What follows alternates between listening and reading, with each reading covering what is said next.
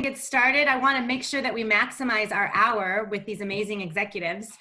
Thank you everyone for attending our Leadership Through Uncertainty panel. My name is Maggie Thomas and I am the director of the Graduate Business Career Center here at the Carlson School of Management. And I'm so thrilled to host this webinar and to really be able to open it up to not only Carlson students, but U of M students and all of our alumni. I'll say that one of the #1 questions that our office is getting from both students and alumni is how are companies leading through all of this fluctuation and ambiguity, and how can I, as a job seeker, as a current employee, show up as a leader? So I couldn't be more excited that we are hosting and welcoming these amazing executives to share their insights on this topic. I partnered with Mark Ebb, who is a U of M alum. Woo, go Gophers. And he's also had both national and international leadership roles at Target and Lidl, and is currently in a leadership role at Starbucks in the Pacific Northwest. Mark made this panel happen, and I'm so excited that he's going to be moderating it. So I'm going to go ahead and mute myself and hand it off to Mark to get started. Thanks, everyone. Thank you, Maggie. U of M students and alumni, it's nice to be back and be with you all today. We're really excited for what you're about to hear. And I would just say, from my standpoint, as you guys are thinking about what is going on in the world today and this idea of looking forward is, what's uncertain with all of us is we're all in our different stages of life, whether you're a freshman, whether you're a senior, whether you're an alumni, whether you're in your job search or whether you're in a job. And on top of that, what's common is we're all navigating through this time together in a very different way. And so what's really great, what you're going to hear is the leaders in front of you. They have also been navigating this in a time that's never been in our time before, but they're doing it in a way that they want to share their learnings with you. And so I really encourage you to take it all in. At the end, we'll have 15 minutes of questions, and feel free to ask the questions that you're really wanting to know around how do I lead through this time? How do I work through this time? Because you have a lot of great insight on this board that really wants to just teach and provide some hope and insight as well. And so, like Maggie said, what I'm going to do before we get going is I'm going to have the panel introduce themselves. And I'm going to start with Mark Ring. He's going to introduce himself, and then we'll get to the questions after the next two. So, hey, Mark, go ahead. All right. Thanks, Mark. And hello, everyone. It's just a privilege to be with you today. I think, as Mark said, it's a really unprecedented time, and I think this is going to be a fantastic experience for all of us to share, and I think just learn together. Nobody's crystal ball is clear, right? In normal times, if you were to think 6 months out, you would have a pretty good sense of the business world and our economic conditions. And that's just not the case these days. And so I think just the opportunity to be together today and to learn is invaluable. So my name is Mark Ring. I lead our US licensed business and our Latin America business. About 40% of the stores across the US, the Starbucks stores are licensed stores. So you see in a grocery store and airports and so forth. I've been with Starbucks for about 25 years, and half of my experience has been international, so working outside the US. Thanks, Mark. Dan. Hi, everyone. My name is Dan Jonah. I work for Amazon. I'm sure I've met many people. I'm on campus quite a bit. I split my time between Seattle, where our headquarters is and where my office is, and here in Minneapolis, just because I have family here in Minneapolis. I'm actually right down the road from most people here in Minneapolis in the North Loop. I've been with Amazon for 15 years. I have finance and analytics for a bunch of different businesses at Amazon, digital video and Amazon Studios, digital music, advertising, where we act as a publisher, and mergers and acquisitions for Amazon is my field. And I've got a team, finance team in each of those areas. I've been working with Carlson and the University of Minnesota for just over 6 years now, and we've got a great relationship, and was honored that they asked me to participate in this panel call. So I agree, it's going to be interesting, and we're going to learn from each other, and hopefully we can answer some questions you all have both the questions that were submitted in advance and the Q&A that we have at the end. So thanks for having us on. Thanks, Dan. All right, Rick. Hi, everybody, and thanks, Mark. And just like the others, I'm really privileged to be here today, and looking forward to the discussion as we go through these uncertain times. So my name is Rick Target. I am Vice President in the Talent Office at Optum, which is part of the United Health Group companies. And what I do in the Talent Office is I lead all of our early career work streams. So what that means is really all the research and integration we have with universities and academic partners across the globe, and as well as all of our internship and full-time rotational programs that we have here at United. So again, happy to be here, and looking forward to get digging in here. Thank you, Rick. All right, so we're gonna hop right into the questions here, and we're gonna start with a question just around how are you leaders in your specific industries and companies really leading with compassion and positivity, especially during this uncertain time, a time that we haven't been in before. So really looking for insight around that specific topic. So I'm going to start with Mark Ring.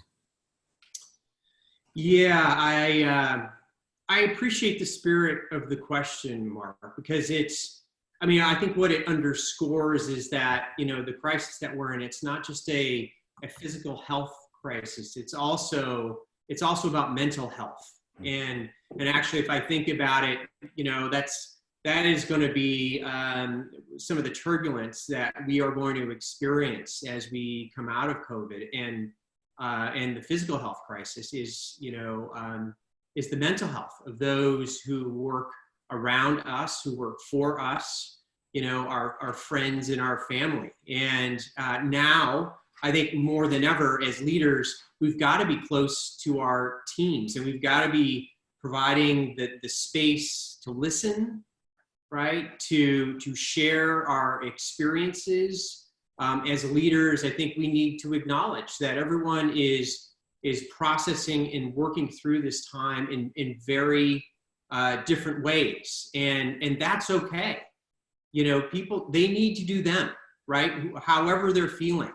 And we need to acknowledge, I think we need to validate, and leaders need to be close. And it's not in groups, it is understanding individual situations and talking through it and working with that. Because we're all experiencing things differently.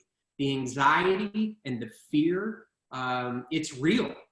And, and as leaders, during this time, our people that work for us and those who are around us, they're looking for a sense of calm from a leader, right? They're looking for clarity of direction, not only for today, but also to the extent that we can provide a sense of the future and optimism, providing focus to our teams in terms of their work and making sure that they feel a sense of how they're contributing to the higher purpose.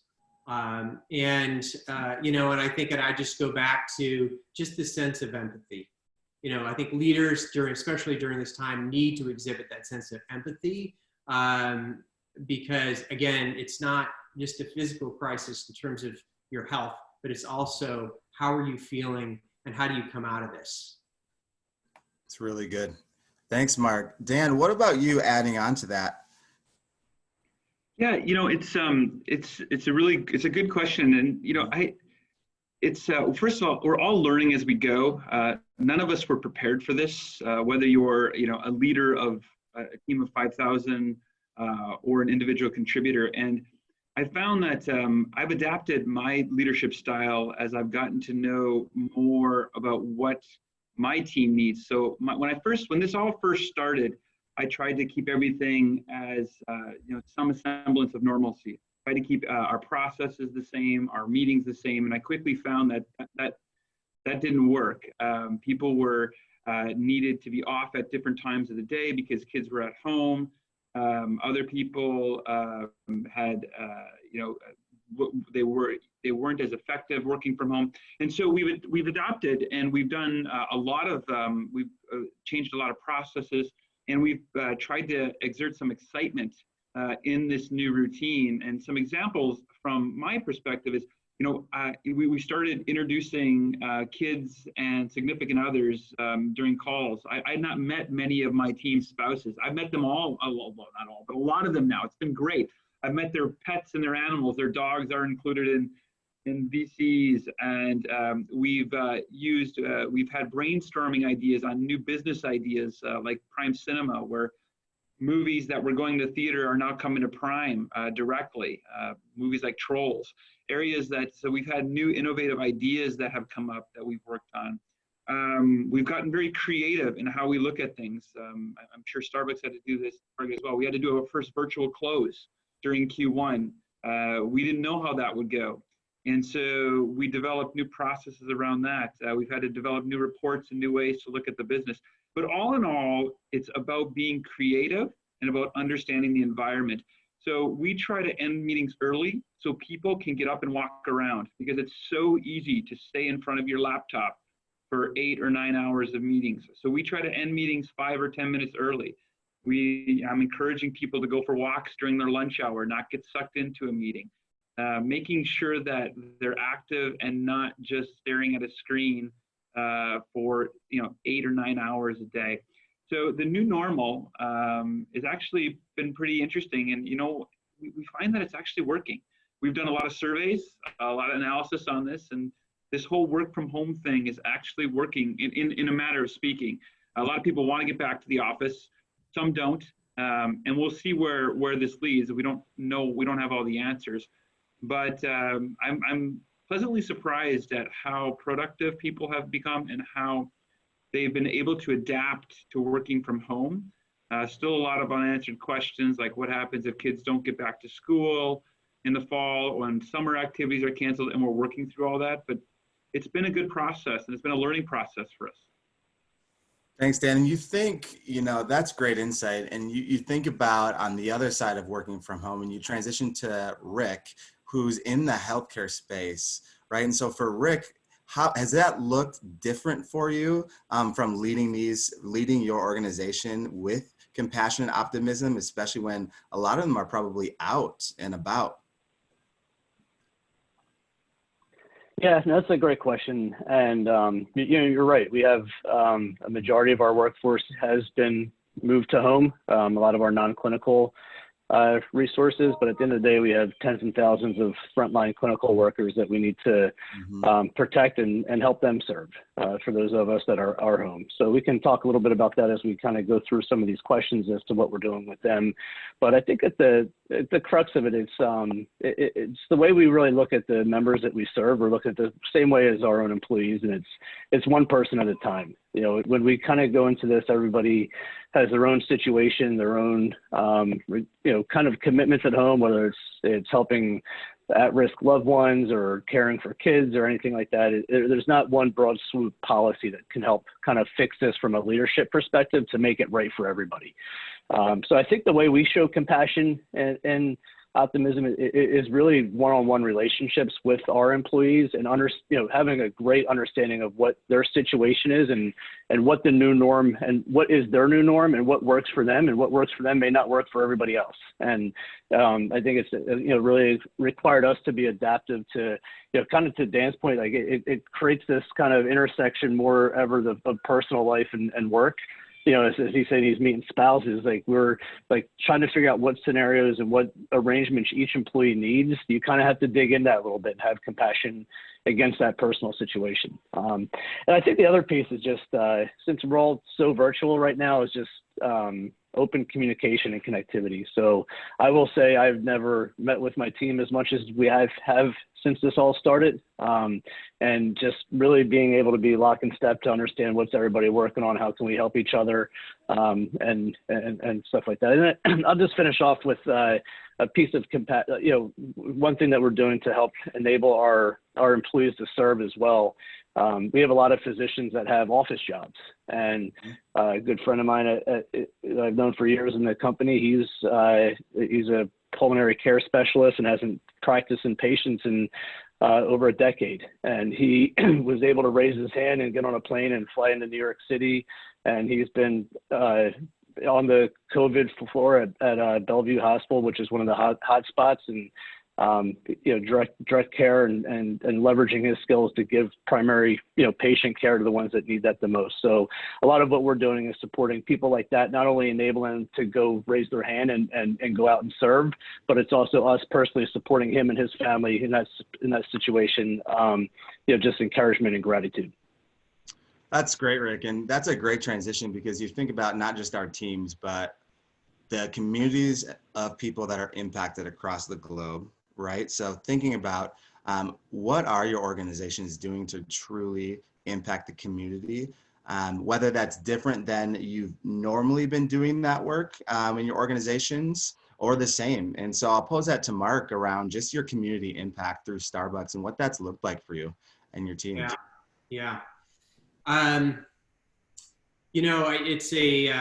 It is a great question. So, when I think about the history of Starbucks and, how we really view our role, our business, we talk about one customer, one cup, one community at a time. And, we really pride ourselves in being involved in neighborhoods and being a gathering place. And when the pandemic happened, it really has struck at the heart of what our identity and what our brand stands for, and the human connection.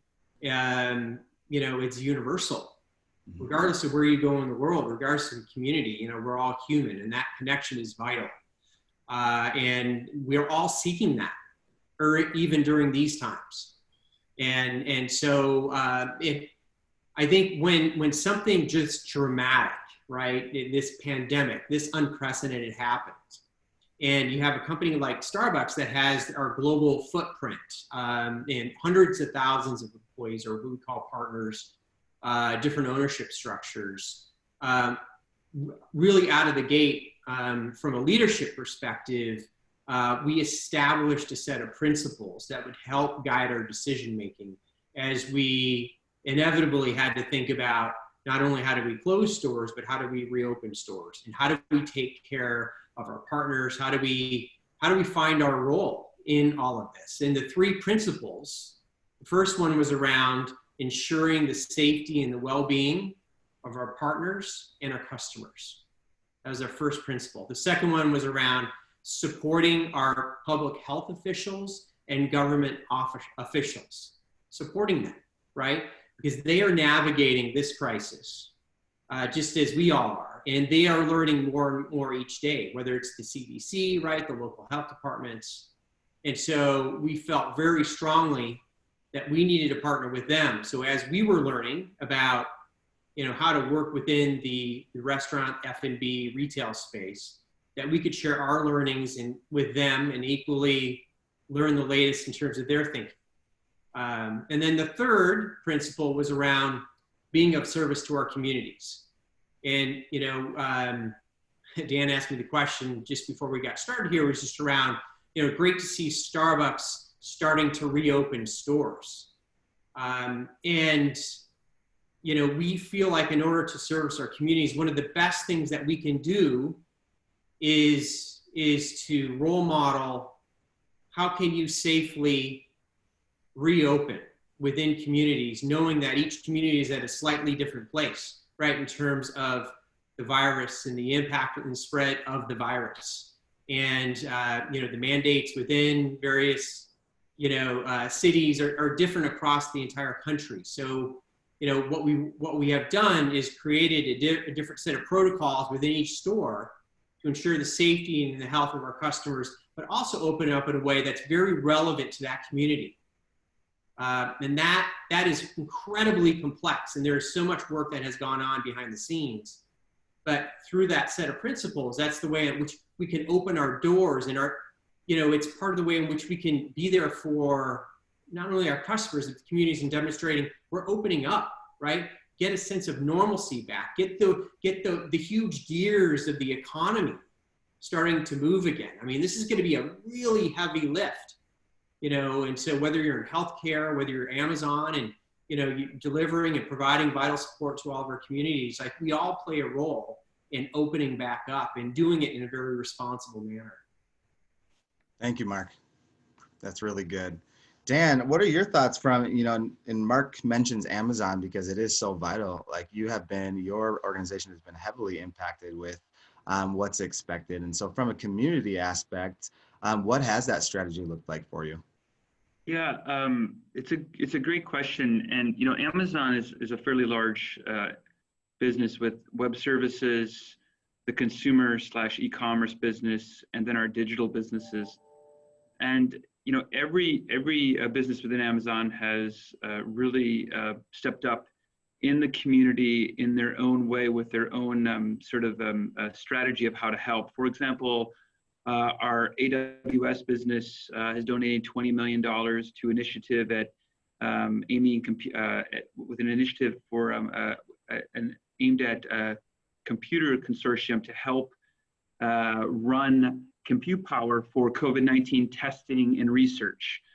We're supporting virtual classrooms with our AWS products. We are part of a COVID-19 White House task force that's helping understand the research, again, providing compute power to help understand and organize research for COVID-19. Our devices business is donating Fire Sticks and Fire tablets to people who can't afford them for when they're home, so they have some form of entertainment.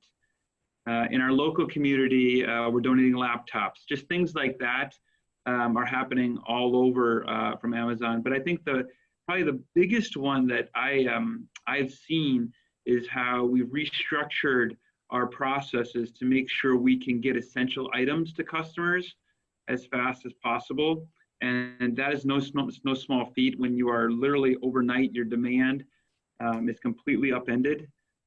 We've talked over in the press about how during the holidays, we have months to prepare for the demand, and we're very good at it. We know when to receive product. We know what fulfillment centers need to have and what product they need to have to make sure we meet all our promise during the holiday season. Well, this was literally overnight. Demand was completely turned on end, and we had to really streamline everything to make sure we were deprioritizing non-essential products and prioritizing essential products to help people get what they needed. And again, there's lots of examples of what we've done there, but it's basically the way Amazon is worked very hard to make sure people get what they need, whether it's getting them from suppliers and into consumers, or like I said, prioritizing them within our overall fulfillment center process to make sure we get them to our customers as fast as possible. And we've done some very unnatural things. We've restructured our detail pages and our search pages to make sure we're showing customers and getting customers what they need and want. Not necessarily, we will deprioritize certain items. And we actually did some things like pull down the ability to join Prime through the natural pipeline because we had so much demand. We wanted to make sure that we were fulfilling the demand that we had for essential items.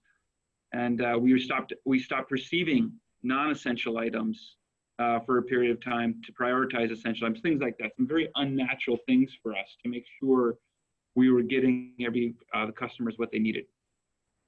Thanks, Dan. What I love about this is everything that you both are saying, you see that communication and you see that being broadcasted to the public consumer. Like everything, obviously I work for Starbucks, so I can see it myself. But Dan, with what you're saying is we see that. You see it on your websites, you see it from the way people talk, you see it from the interactions with your other leaders. And so it's great that what everybody is talking about is exactly what the public is seeing, which is amazing. So Rick, what about you? How about Optum? How does that look like for you? Sure. So as you know, Optum's part of United Health Group, and we were built with a restless mindset, adaptable capabilities, culture, and a commitment to really serve. And we have engagement of our 325,000 employees that has never been so stronger, that sense of kind of servant mission that we're on today. we're privileged to serve millions of people, and we've taken every step possible to broaden access to care for them, including increased digital through telemedicine, expanded pharmacy solutions, much needed expanded behavioral health solutions that are, unfortunately prominent out everywhere today with this pandemic. We've been partnering with other companies and academic institutions like University of Minnesota and other to a level we've never done before, to validate protocols and processes, to develop more rapidly and frequently tests for our healthcare workers to ensure the critical workforce can stay on the front line and help the people that we serve. We've been doing things like we track infectious disease patterns to identify supply and demand inequalities across the system in basically every metropolitan area. So that's something that we see on the news every night, and we're kind of behind it, trying to make sure that the right people have the right supplies at the right time. We have a substantial high-risk membership, and we've identified who they are and surrounded them with services to help reduce the impacts of isolation and access to physical and behavioral care, while keeping them as safe as possible, which is the goal of all this.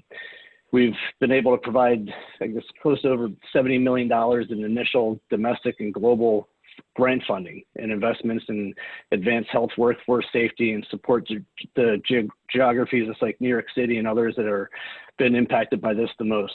I think just a couple of other examples that I just kind of have come across over the last few weeks is just on top of that example I gave you of our physician kind of raising his hand and going to help, but others are doing that. So, like for example, when this pandemic first hit Washington State, our Optum team reached out to patients and the home visits that they do every day to make sure their people are okay. And many of those folks needed supplies, toilet paper, stuff like that. And a lot of it, our clinicians were delivering those to homes of those patients they served firsthand. So just really going above and beyond what their day-to-day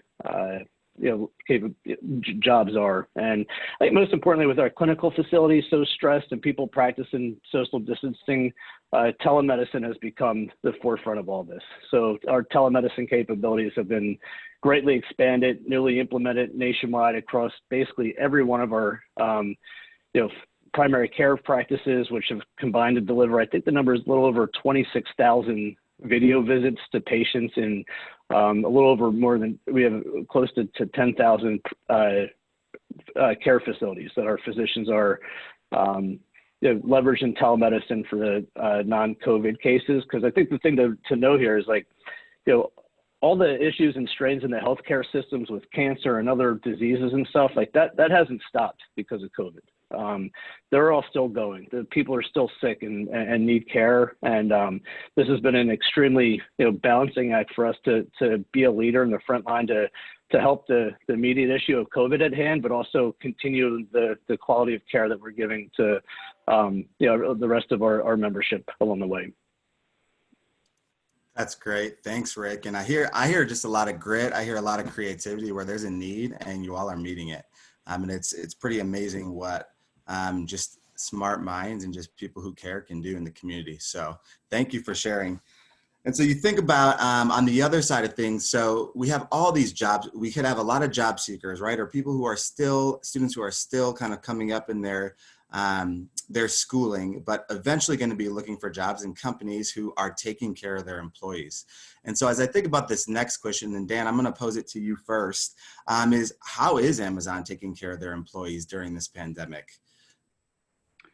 Yeah, it's probably, in my view, one of the most important questions out there.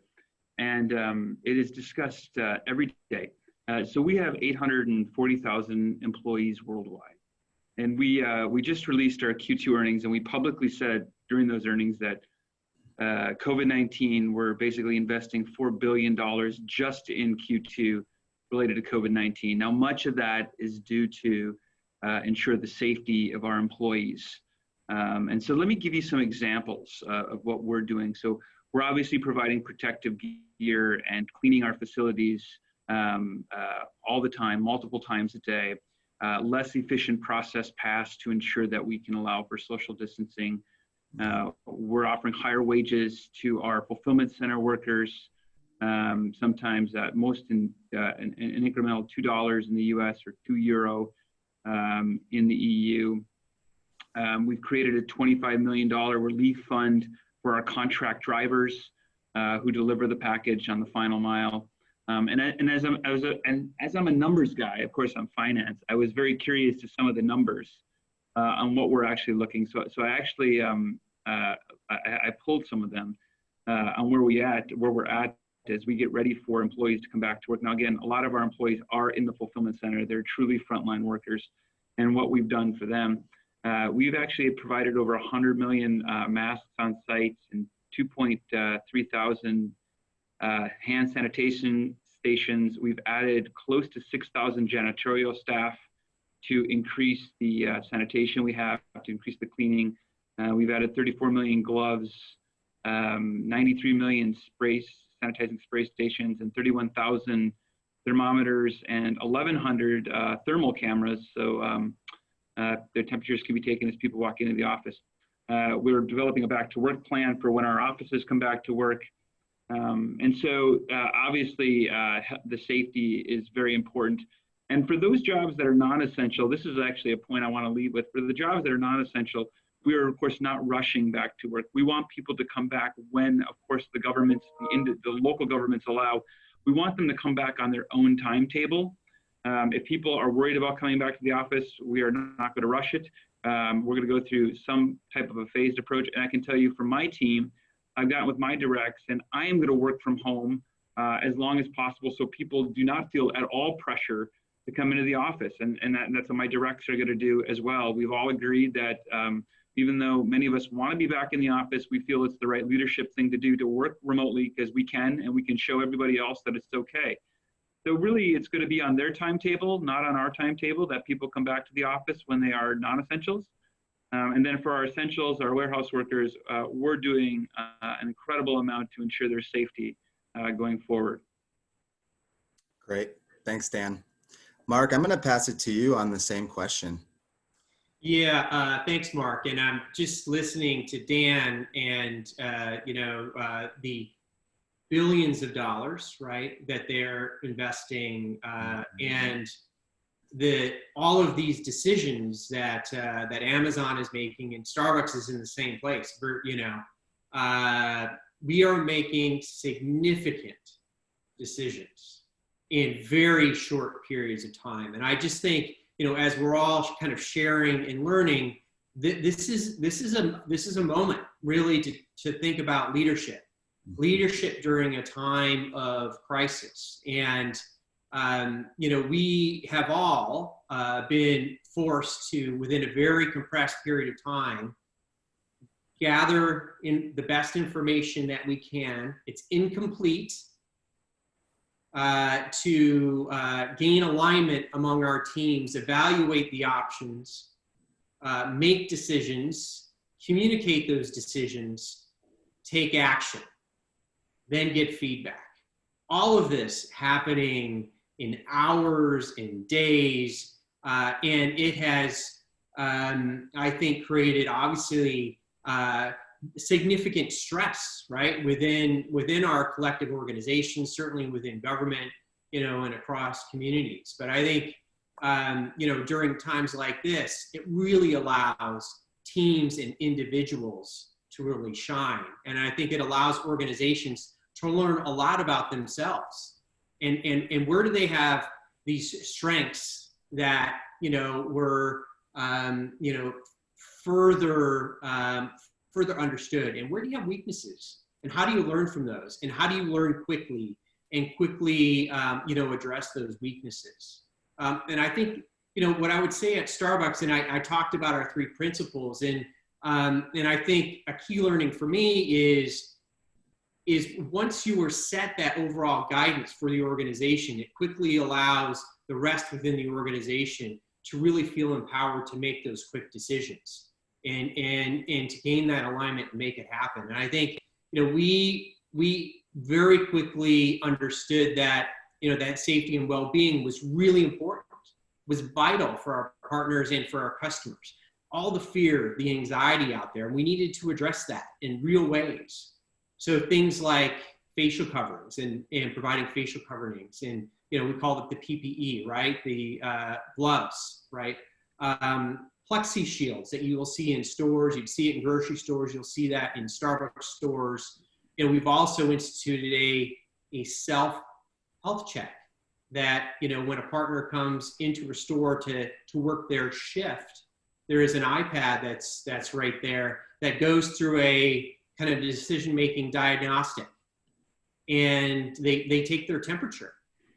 And, as they go through that, it may be determined they shouldn't work their shift. They should go home right away because they're not well enough, and they're putting themselves at risk and those others who are working in store at risk. Like that is vital. That's really important thing, measures that we have taken for hundreds of thousands of partners that work at Starbucks, right? In terms of their well-being. But it's not just that. It's also, I mentioned the operational changes, the way that our stores show up.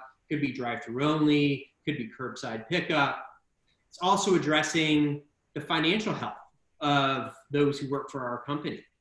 So we offered catastrophic pay, hundreds of millions of dollars, big decisions, catastrophic pay from middle of March until the end of May. If you are afraid to come to work, we will still pay you. Our people need to pay their rent, right? So also service pay. So those stores that were open, those who showed up, they got an incremental $3 an hour. Like that's really vital, I think, for our partners in real ways to show up, so that they can come to work. I could go on, and I know so many other companies have done the same. I think also some companies don't have the resources to do that. And I fully recognize that, I think many companies are doing what they can. I feel incredibly fortunate to work for a company that does have the resource. So not only the financial resources, but also I think just, the values and just putting our partners and employees and our communities first. I think it's just vital during this time. Thanks, Mark. Yeah. Great.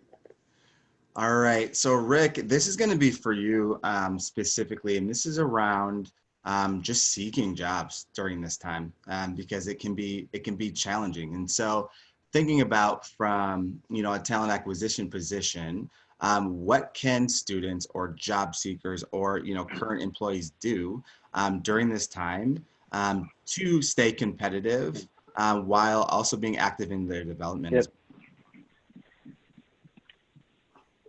Sure. No, it's a great question. And I think, for the most part, this is unprecedented territory for everybody. And there's uncertainty around where the economy is going. And I know a lot of companies, and I've heard a lot of internships of kind of taking the jobs away from students. And for the most part, I think a lot of the full-time jobs are intact. But I think the uniqueness of this pandemic has equally impacted everybody across the world in some sense. And whether it's employment, whether it's students that have been removed from campus, or whatever. I don't know if there's any individual on earth that has not been impacted to some extent. So to some extent, even though it's a really trying time for many, I don't know if there's folks that are specifically not impacted. And I think it's a lot of.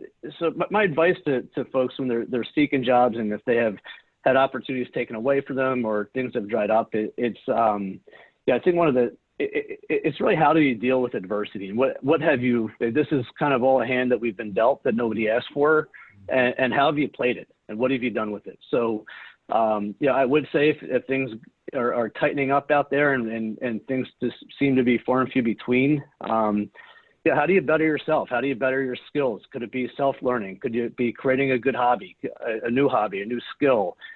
Could it be working with a nonprofit back in the community? Could it, something, and it follows some passion to kind of create a good story for yourself throughout this. I would kind of, my advice would be kind of put yourself at a job interview. And I think some of the kind of the most common behavioral type of interview questions are kind of get to the core of how do you deal with adversity, and what do you want your story to be when you're asked that question on how did you deal with this situation? And, I will say that, the answer to that question is not formulated 10 minutes before you're walking into that interview.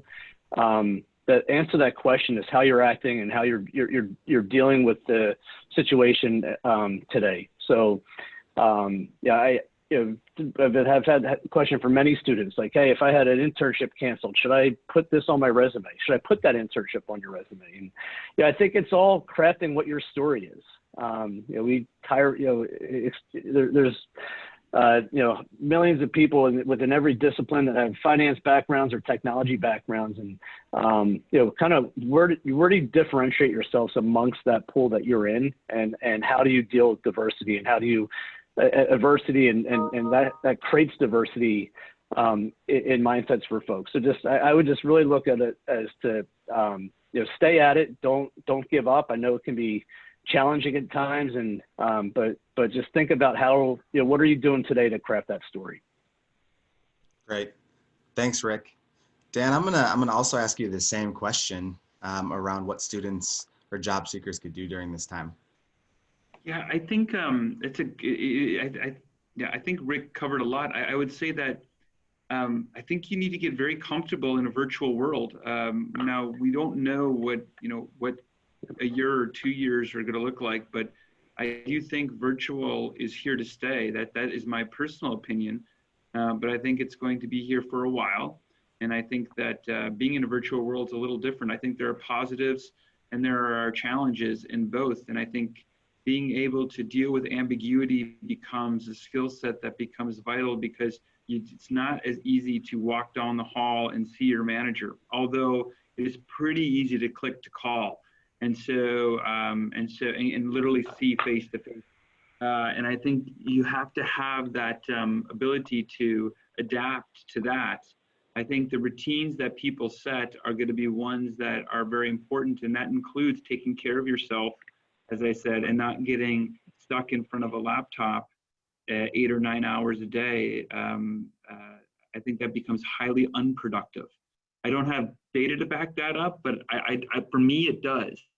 I think people will have to really think through, like, how do I become the most productive I can in a virtual world? Does that mean I need absolute quiet? Does that mean I need music on background? Does that mean I need to get up and walk every hour? Does that mean I need to develop a routine in the morning? Does that mean I shut my laptop off completely at 5 o'clock? And go from there. And I'm seeing so many creative things happening out there as a result of this. I think it's fantastic. And I will say, the one really nice thing I like about the virtual world is being at, spending a lot of times in meetings and in conference rooms where half the people are around a conference table and the other half are on, multiple VCs, staring at everybody's face like I can right now. Actually, I'm finding to be very cool, by the way, and being face to face with 9 people on a call and looking directly at them. And we're finding, like I said, that productivity is actually improving in the virtual world, but it is requiring us to determine how we launch new people in a more thoughtful manner. So for our interns that are coming on board and our new hires that are coming on board, we're having to redevelop those processes because it was a little painful at first, because of course, equipment delivery is easy. We figured that out, but making sure they're getting the training that they need in a virtual world, we've had to work through that, and we've had to develop different launch plans for new employees. We've had to develop a different orientation for new employees. So we're working through all that, and that's going to get better and better as we go forward. And people just need to be ready for that as you change jobs or come into the workforce. That's great. Thank you very much, Dan and Rick. Really appreciate that.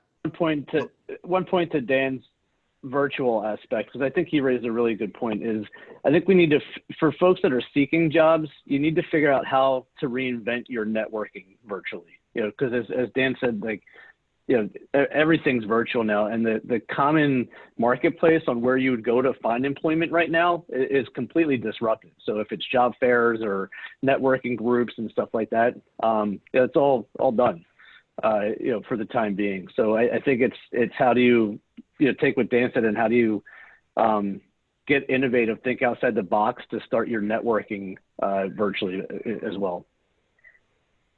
Great, Ad. Thank you, Rick. All right, we have some really great questions coming in. So what I'm going to do is I'm actually going to hand it over to Maggie, and Maggie is going to go through the questions, and then she's going to pose a few to each of you, so we can make sure that we provide some more insight around what you're really thinking on your minds. All right, Maggie.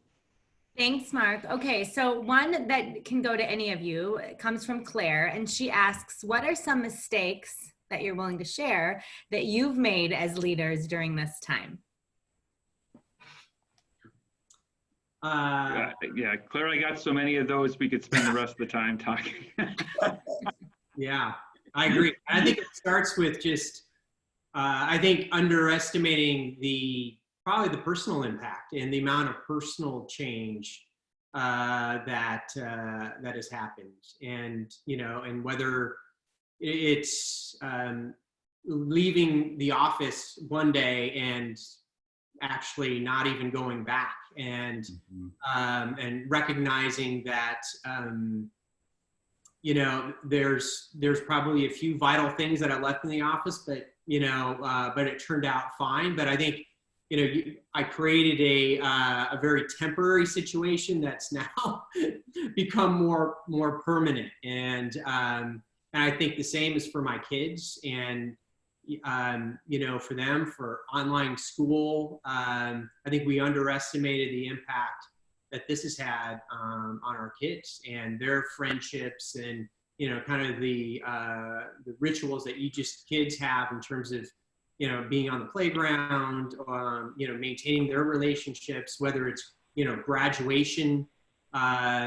It has affected everyone's personal life, and I think I underestimated that side of things as I really dove into the work and focused so much on the work that I probably should have widened the aperture a little bit more and really fully appreciated the impact on my family, including my more distant relatives, and making sure I'm plugging in appropriately there.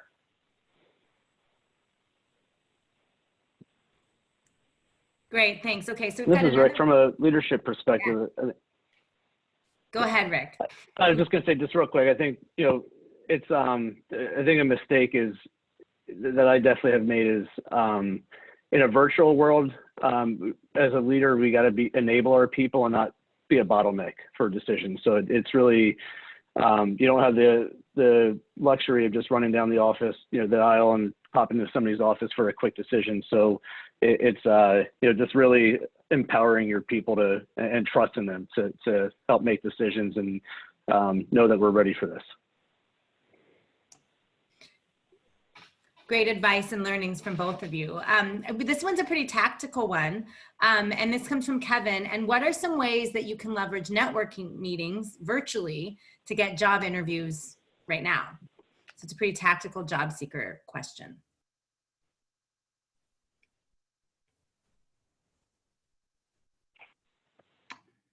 Yeah, that's that is a hard one, because again, I don't think we've gotten all the way there yet. We've had a lot of networking based events, both at Carlson and at Amazon.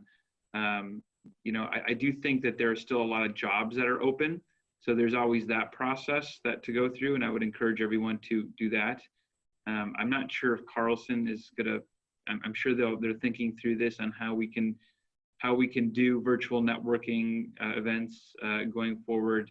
And I assure you that I suspect that, I don't want to speak for Mark or Rick or Mark, but I suspect that people on this call will partake in that as alum. My take is on this is that will be coming. We'll figure that out.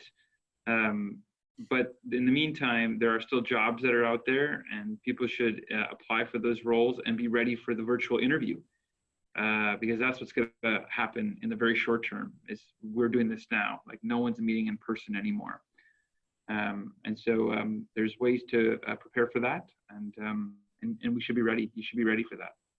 And I think what I would add, and maybe just more broadly, is within crisis is opportunity, and I think that, what we're seeing is highly disruptive, obviously, to business. However, within that comes opportunity to really see where are those companies that are thriving, and what are the new gaps that have opened up that you can fill, and you may have your energy directed, in a specific role or profession, and maybe now this is a great opportunity to rethink it and to understand, okay, well, maybe there are some other options out there that I can pursue.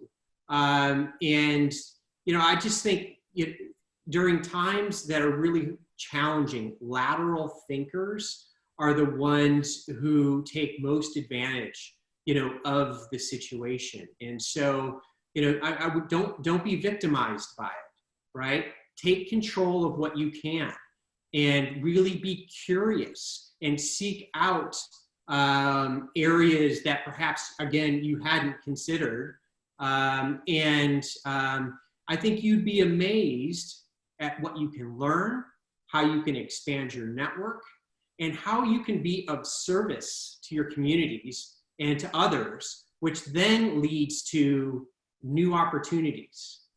And so I think just during a time like this, and I think all of you who are on this call, good on you, because you are taking really positive steps, I think, in the direction of, okay, what can I do? How can I, learn from others? It's, how can you identify a way in which you can not only build your skill set, build your network, identify new opportunities that then lead, maybe in a new direction, or builds a set of experiences that you can storytell as you interview eventually. Mm-hmm.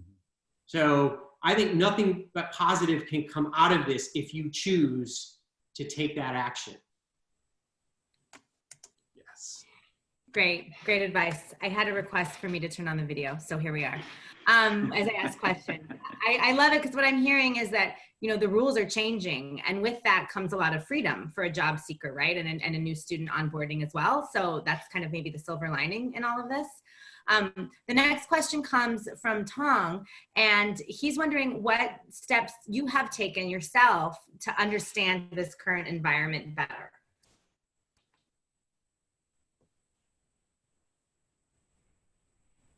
Yeah, this is Rick. I can go with that. So, it's funny. It's once this whole thing hit, it seemed like there was all of a sudden, meeting after meeting of seminars on how to deal with this. And I think the big thing is there's no expert in this. This is all uncharted territory for everybody. And, I think what we've done is just really having a deep understanding and humility around, we are all in this together. So I've seen partnership across industry, across other companies, with universities, where we've gotten on and we've brainstormed, we've shared stuff that we never would have shared before on how we're doing this and how can we leverage what other folks are doing. So it's really, I think, kind of being a little bit vulnerable, and it's created a ton of, in my mind, cross-industry, cross-company, cross-university innovation that never would have been there before. Great, thanks. I mean, kind of similar along those lines, which like I said, I think it gives us a certain amount of freedom. This one, I think it can be for any of you. Maybe Dan, take this one. How do you see global business shaking out now that governments are imposing different restrictions on citizens? And this comes from Jordan. Yeah, I think so much is unwritten. I mean, we know so much is unwritten. Do I think there'll be some form of normalcy back again? Yes. I'm talking to my international people all the time, and they are experiencing exactly what we are experiencing. They're whether it's in Europe or in Asia, they're all working from home. Not all, many, most of my team, all of my team is working from home. They're all looking at their local economies. They're all trying to figure out what happens when we do open up economies and where they are shut down. And the reality is we don't know. So rather than try to predict, and what we're doing is we're scenario planning for different scenarios, and making sure that we are ready when certain scenarios hit, whether that's financial planning or operational planning, or strategic planning. So, like in the digital world where we've seen volume increase, we're trying to figure out, well, what does this mean for our production of shows when we do start production back up? And, we have multiple different scenarios we're running because we actually don't know. Everyone has a point of view on what it could look like. And so the best that we can do is have different paths and be ready to react when we have more visibility in what the future holds. But I have no doubt that things are going to get back to some form of normal. We just don't know what the normal looks like. Right. Absolutely. Mark, I know that a huge part of your job is also looking in Latin America as well. Are you seeing something, are you planning the similar way that Dan's talking about what Amazon's doing as well? Yeah, the way that I would maybe just summarize that is, we're kind of in this phase of monitor and adapt. And I think if I think about Peru, they have really locked down the country. And pretty severely. And, you take another country like Brazil and it's taking a slightly different approach, and Mexico as well.